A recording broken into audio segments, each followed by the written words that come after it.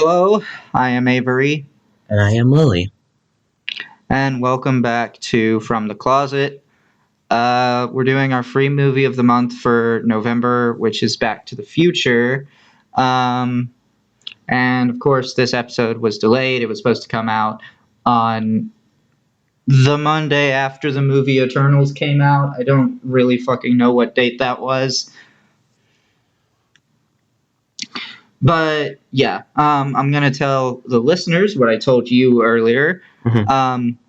If an episode of this podcast does not release on a Monday, it might release on a Tuesday. If it does not release on Tuesday, then there will be 2 episodes the next Monday. And that is what's happening this week. You guys will be getting My Neighbor Totoro on the same day as this episode. Also, this episode will contain spoilers for Back to the Future. It is currently free on Peacock, which I know doesn't exist in the UK. So if you're listening to this from the UK, suck it. Get a VPN. By the way, we are not sponsored. Sadly. We want money. I don't know. I wouldn't take very many sponsorships. True, especially I don't even use a VPN, but whatever. I use them sometimes. But anyway, this is a Universal Studios film. Oh, I actually never knew that. Yeah, just like Scott Pilgrim was. So, it's kind of funny. We've covered 2 Universal Studios movies, and we've still never covered a Pixar movie. Covered a DreamWorks movie. Did we? Yeah, How to Train Your Dragon. Oh, that's right, we did. Yeah, and then we did Disney Animation Studios. Which one was that? We haven't done. That was Raya and the Last Dragon. Oh, right. Yeah. So, also, this is the oldest movie that we've ever done an episode on. My Neighbor Totoro was 88, and technically, I think this episode's actually going to come out first, even though they're both coming out on the same day. Yeah, because this one will be labeled whatever number is below Totoro's. Yeah, I Probably. think. If I'm remembering correctly, this is going to be episode 6, and Totoro will be 7. I could be wrong though. I don't exactly have the playlist in front of me. Why not? So, with this movie, I would say that Michael J. Fox has this, one character actor syndrome thing, whatever going on with him. Like, you see the actor and you immediately think, that's Marty McFly. Just like you would do the same for Robert Downey Jr. and, oh, yeah, that's Tony Stark. Or Chris Evans and being like, oh, yeah, that's Captain America.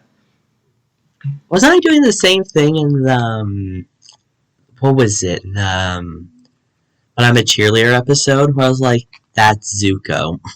Oh, yes, like Dante Bosco in But I'm a Cheerleader. Yeah, obviously, Dante Bosco is, most well-known for Zuko. Even though, he was in But I'm a Cheerleader first, because Avatar was 2005. But anyway, getting on to this, I would say that most of the cast does a pretty excellent job. And Definitely most of the special effects in this movie, despite being from 1985, are pretty decent. There is that one little quirk when the DeLorean first takes off with Einstein in it, and the flames just go right through Marty's feet, and his shoe doesn't catch on fire or anything. That's a bit weird. It is pretty noticeable. But other than that, the special effects look pretty decent. Definitely an amazing movie for its time. Oh, yeah, absolutely. And still an amazing movie by today's standards. Of course. Yes. So, we start off seeing Doc Brown's, lab, I guess you would say. And, there's clocks everywhere, and there's a bunch of automated systems that are supposed to do some basic morning routine stuff like make him coffee and toast, but he's left this system running for several days while he hasn't been home. That toast is going to be extremely untasteful. Yeah, that toast is really, really burnt. I Like would the not West Coast want at the end of to. summer. I would not want to eat that toast. I wouldn't either. I wouldn't feed And that then toast my worst enemy. And then you also have this coffee pot that, is running hot water. So first off, how is there still water in the coffee pot? I wonder if it's connected directly to the tap. That could be a thing, but like it looks like one of those that you have to actually pour water into. Well, it looks like that. It is the dock we're talking about. He probably could have Yeah. just modified it. Yeah, but then of course there's no actual coffee pot underneath to actually catch the water. So, that's pretty dangerous. It could very easily burn the table and mess up all the other technology around it. So, not great there. But anyway, we also see on the TV that he's got about somebody stealing plutonium. And that It's later found out that that was some Libyan terrorists, and then Doc stole the plutonium from them. Yeah, the news report says that the Libyan terrorists take responsibility for it.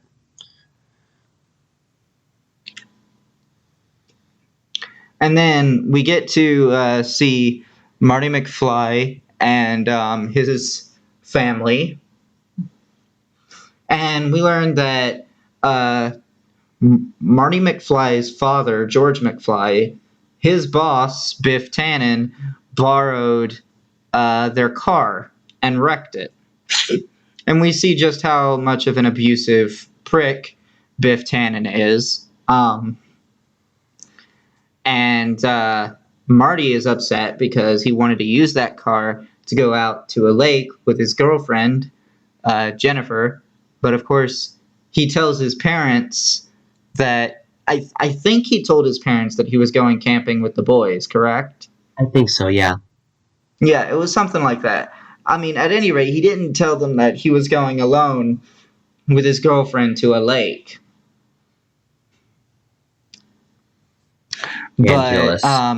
But anyway, he basically runs off to Doc's place and then somehow managed to get in touch with him. I don't quite remember how he did that. Doc called the place when the clock scene. Okay, so basically Marty finds out that he is late for school, so he rushes off, and his girlfriend's ready to meet him outside the school, and she's like, yeah, principal's looking for you, let's go in through this other door. But of course, okay, I'm just gonna cut. We're basically covering the start, and then we skipped ahead, and then we're going back. What? Because we started talking about the parents, which happened after the school thing. Did it? Yeah. I'm having a hard time remembering these very, very early movie events that didn't really affect too much. Mostly foreshadowing. Yeah, it's okay, so I guess I've gotten these events in the wrong sequence, but does it really matter what order these events took place in? Not exactly. Yeah. But let's talk about this principal for a second. I hate him. Any principal who tells his students that they will never amount to anything is setting them up to never amount to anything. It becomes a self-fulfilling prophecy because you basically convince them that they can't amount to anything. I do find it a bit weird how this principal, taught his father taking the son to the same school, and what is he, like, 5 years past retirement? I mean, it. I don't know. It just kind of irked me. And then, like, let's just flash forward a bit. Let's get to the actual important scene here. We have Doc telling Marty to meet him in a parking lot of a mall, and Doc has developed a time machine And a DeLorean. into like in a DeLorean, and it's like he runs the time machine off of plutonium and then uses the plutonium to generate enough power to the flux capacitor, which would power the time gear. I find it funny in how I missed this the first time I was watching it when I was a kid, but where he was like, I almost forgot the backup, power. How am I gonna get back home? And then, disaster. Yeah, because the Libyan terrorists show up and they shoot Doc. Really, not a smart move to work with Libyan terrorists, but this is what you get when you're a mad scientist. Yeah, the guy's a little nuts. But Marty almost gets shot himself, but he hops into the DeLorean and, while starting it up, accidentally turns on the time gear. And, just a few minutes earlier, Doc Emmett Brown had set the date to, I believe it was November 30th, 1955. Yeah, right when he discovered how time travel could be possible. Yeah. So he travels back in time because eventually, while trying to get away from the terrorists, the DeLorean gets to that famed 88 miles per hour. And he shows up right in front of a scarecrow. Yeah, he pops into some farmland, which is, like, that was pretty well set up because earlier Doc Brown had said that the entire mall parking lot was all farmland. This is really good foreshadowing, by the way. Yeah.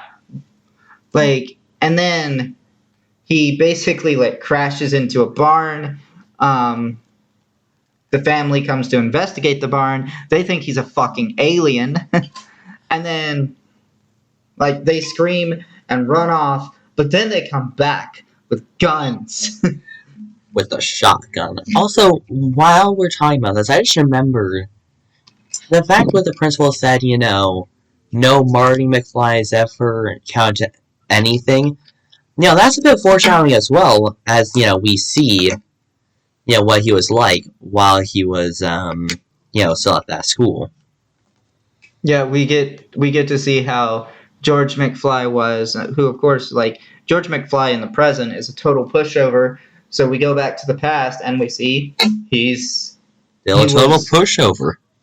Yeah, even back then. Well, speaking about him, Marty saves him twice and ruins his own future. Yeah. So Marty first saves him from Biff in the cafe, and it's pretty funny watching him go around and, like, have people make fun of him for wearing a life vest. Oh, that is pretty funny. Though his skateboarding tricks are, next level. Yeah, like, honestly, really good at skateboarding there. But he tries, okay, just trying to remember the events a little bit. Okay, yeah. So he later comes across George once again peeping through a tree at his mother, changing. And she's got the curtains open, which, can I just say, not a smart move to change in front of an open curtain. Yeah.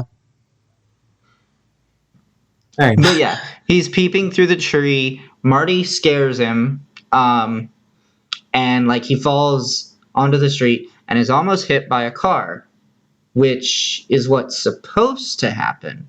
He's supposed to get hit by his father-in-law, his future father-in-law, and then Which is a bit weird because Marty also knew he was supposed to get hit, for the but entire you future timeline. but it's the heat of the moment That too. is definitely true. Like Marty didn't really have time to think, but Marty ends up being the one getting hit, and then quite amusingly he wakes up and is thinking he's being comforted by his 1985 mom, and talking about how he had this crazy dream that You he want traveled back in time, to which his young mom says, well, don't worry, you're safe here in 1955.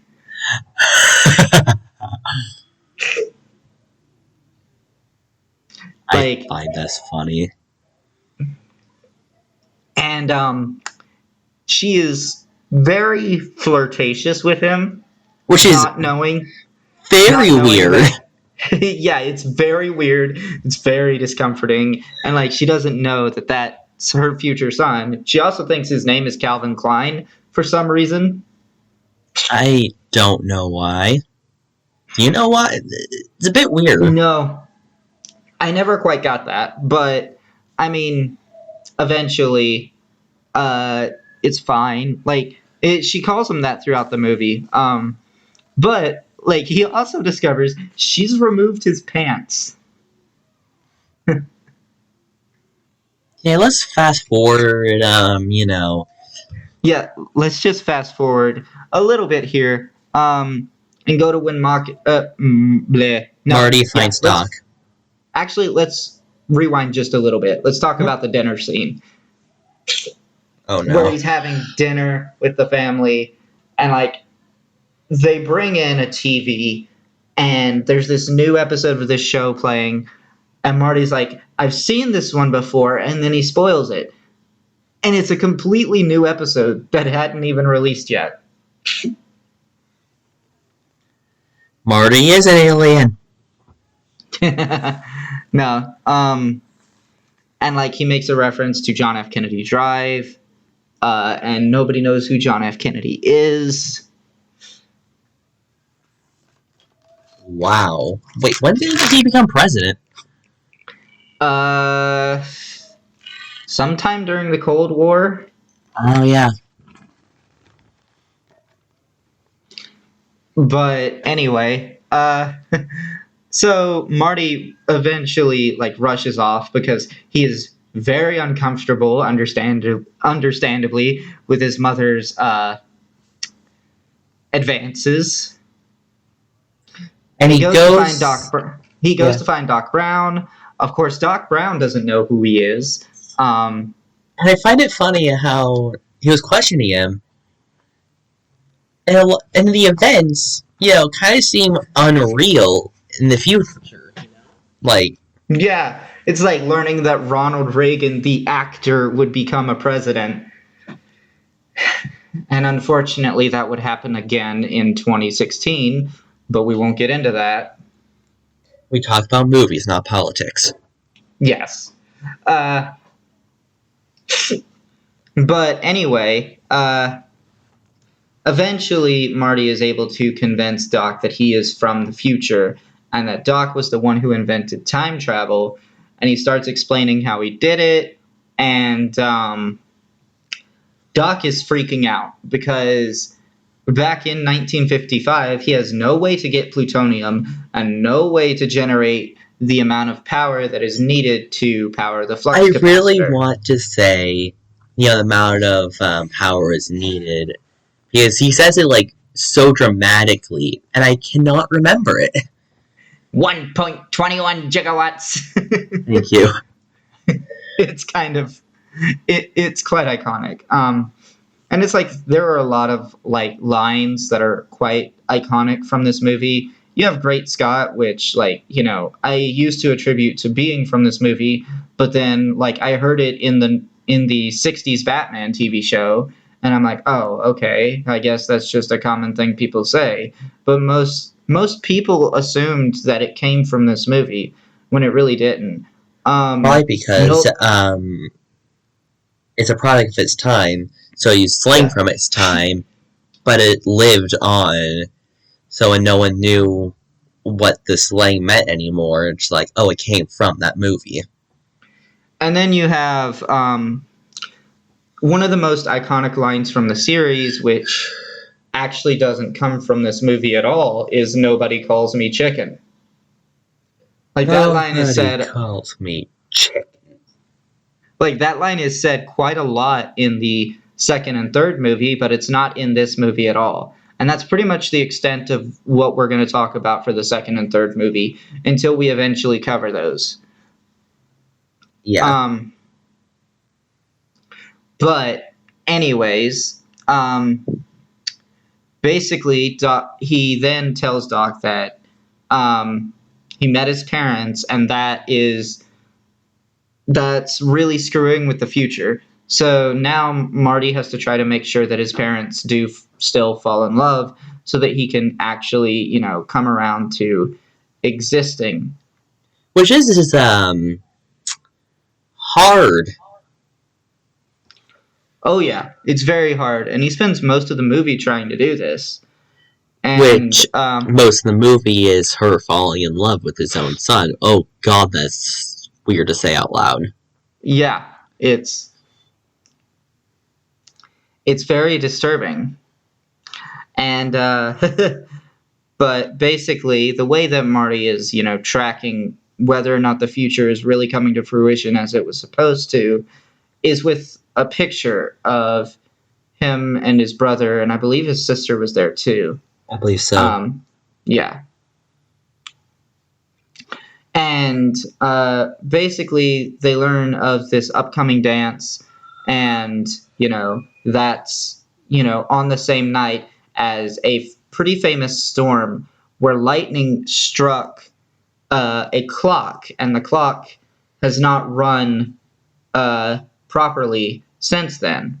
And back in present day, which, was 1985, so not quite present day by today's standards, but back in 1985, they were planning on demolishing the clock. So this is how Marty knows about it, and Doc had previously said the only way that they could generate the amount of power they would need is to harness a lightning strike. But you'll never know when a lightning strike would happen. Yeah, Marty looks in his pocket, but I do. Yeah, so essentially, Marty basically has to stall time and also try to get his parents to fall in love while they wait for this lightning strike to come along. And, a lot of shenanigans. And a lot of shenanigans ensue. We get a couple of encounters with Biff. We get a couple of times where George tries to ask out Lorraine, and it doesn't fails. quite go. Yeah, it fails miserably, and eventually we get to the night of this dance, and Marty comes up with a plan to pretend to take advantage of his mother and have George save the day. But it doesn't quite work out that way because Biff shows up and starts actually taking advantage of Lorraine. And George, despite being afraid, ends up punching the absolute crap out of him. Biff got what he had coming. Yeah, so like George and Lorraine end up, together and stuff. But meanwhile, while this is going on, you have this band that is playing for this dance, and they go to take a break, but the Biff's minions, I guess you could call them, are trying to take Marty to that band's car and lock him in the trunk. So the band and Biff's minions basically get into a fight, and the lead guitarist breaks his hand. So now we're stuck in a situation where the band can't play. And if the band can't play, then his parents don't have that first kiss, and they don't fall in love. Um, So Marty has to step in and Marty play the steps future in. music. Well, first he steps in and they play, your standard music from that area. But then, and I love this too. He's like, "Give me a." He's like, "Oh, give me a beat, watch me for the changes, and let's go." And like that was all the band needed. Um, Hmm. and it's crazy, that stuff like that doesn't happen anymore. But of course, they are going through. They're doing basically a cover of Chuck Berry's "Johnny Be Good," and quite amusingly, a guy who knows Chuck Berry makes a call, and that ends up inspiring his actual song. Well, you said something about that, and I want to mention. I only know this in jazz music, where improvising a soloist, it's more like it's sometimes can be a call and response between them and the percussion. It's really interesting on how it works.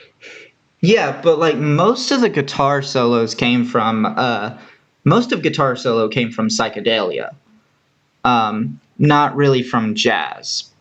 Well, I'm just relating it to jazz because I know jazz. But yeah, his parents have that kiss, and Marty rushes off, and is almost late to getting the getting to the DeLorean on time, and Marty tries desperately to warn Doc Brown of his impending death in 1985, but Doc Brown, fearing the consequences, rips up the letter that Marty had written and stuffed into his jacket pocket. And Marty goes back to the there's, future. yeah, like there's not enough time to do anything about it. So Marty just goes, back to the 10 future. And minutes yeah, before he has this brilliant idea to go back 10 minutes before when he left. But like he makes it to the parking lot and he's too late. should have been 11 minutes. Doc gets shot. The other Marty goes back in time. But then, like, he goes down to be with Doc in his last moments, and turns out he was wearing a bulletproof vest, and he had taped up that letter. You know, humans are a lot like cats. They're very curious minds. Yeah, and unlike, curiosity didn't end up killing this cat. No, I ended up saving it. Yeah. So, basically, long story short, Marty goes back home to discover things are quite a bit different now. Now Biff is the complete pushover and works for George McFly. They seem pretty successful. His mother Still don't know where they work. Yeah. His mother looks a lot healthier. And like his brother works in an office somewhere, which he didn't before. And not only that, Marty's parents just know about him and Lorraine's trip. Him and Jennifer's trip to the lake, because apparently Marty in this timeline trusts them enough to tell them. Like they're a lot less They're a lot less prudish concerning teenage relationships. How interesting. But, yeah, so eventually Marty is given the car that we see that he wanted earlier in the movie. And then they're about to, like, he and Jennifer are about to hop in it and go for a ride. But then Doc Brown shows up, having gone to the future to the year 2015. He shows up and is like, something's wrong with your kids. You guys have got to come with me. And we find out he's managed to convert the DeLorean to run on garbage. And he's also managed to make it so that it can basically fly. And I'm like, okay, yeah, flying cars, that was a pretty safe prediction. We do sort of have them, but turns out they're too dangerous to just give to regular people. And they don't work how they do in Back to the Future. No, they don't. But it would be really nice if we could get, vehicles to run on garbage, because it would certainly help a lot of our garbage problems. Oh, yeah. But, yeah, I mean, that's basically the gist of the entire plot. I mean, if we can get, capitalize on garbage, I feel like there's going to be a lot less garbage. Yeah. But unfortunately, it's all just like clogging up our oceans and killing all the fish. Well, that's getting depressing, and I don't want to remain depressing, so let's talk more about this movie. Yeah, let us. I will have to say, the DeLorean has really changed. Back then it's just a nice car, but now you hear the DeLorean, it's like, oh, the car from Back to the Future.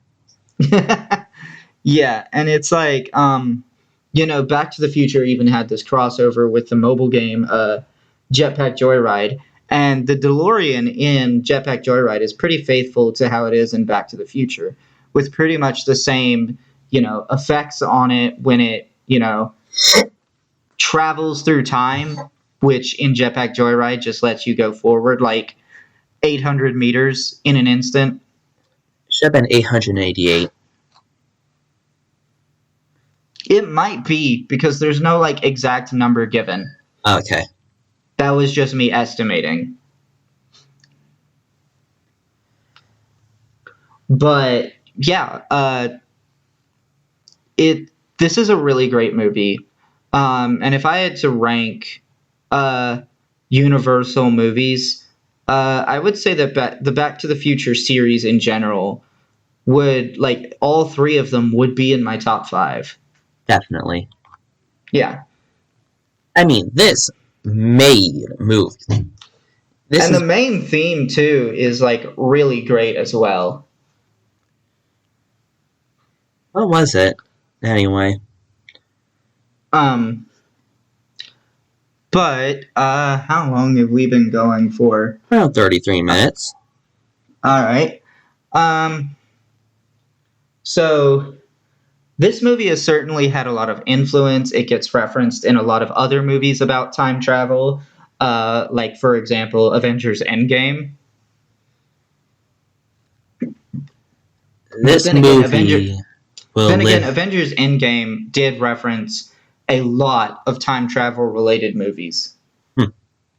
Yeah, this movie will live out in stardom. I expect to still be seeing people talking about this movie 30 years from now. Yeah. Other than little kids that don't know better, I don't think there's going to be a soul that doesn't know Back to the Future. And I mean, even those little kids, they'll eventually grow up to know of Back to the Future. Of course, I mean, I have little siblings. I'm going to teach them what Back to the Future is. I'm going to let them watch it. Yeah, eventually. It is a PG movie, It is not in this era, but isn't one of your siblings like 2? Oh, obviously not now. maybe 10. Yeah. Well, they're both 10. So, anyway, we don't need to spin the wheel. This is a free movie of the month. Okay, so, would you like to go ahead and rate it, or do you have more to say? No, honestly, I honestly thought I'd have more to say. Yeah, like, Real classic I've movie. Really, that's all I have to say about it. a This lot of is it's like the really iconic. The cast does a wonderful job. The people who behind the music did a wonderful job. Most of the special effects were great, except for that one little rough area the first time the DeLorean iconic, takes off with Einstein. iconic, classic. Just a movie for the ages. Yeah, and I even have the Marty McFly and the Starlighters version of Johnny Be Good in my Spotify playlist. So I have to say, 8.5 out of 10. Honestly, I didn't think about what I was going to give this movie beforehand, I didn't either. but I think I'm going to give this movie a 9.5. Ooh. Like, this movie is really good, but the scenes with, Lorraine and Marty do make me quite a bit uncomfortable. Well, you are also supposed to be in, Marty's shoes, who is probably even more uncomfortable. Oh, yeah, I'd imagine so. But, like, even still, it's it's a thing. And, like, I've actually seen some people who hated the movie because of it. That's not a worthy thing to hate it, but definitely not a highlight. Yeah, but I definitely think this movie is the best one in the trilogy, but we'll get to those later. But anyway, I've been Avery. That other person over there is Lily, and we'll see you in our next episode, which is going to be My Neighbor Totoro, which we've already recorded. So, All right. bye. So, yeah, bye.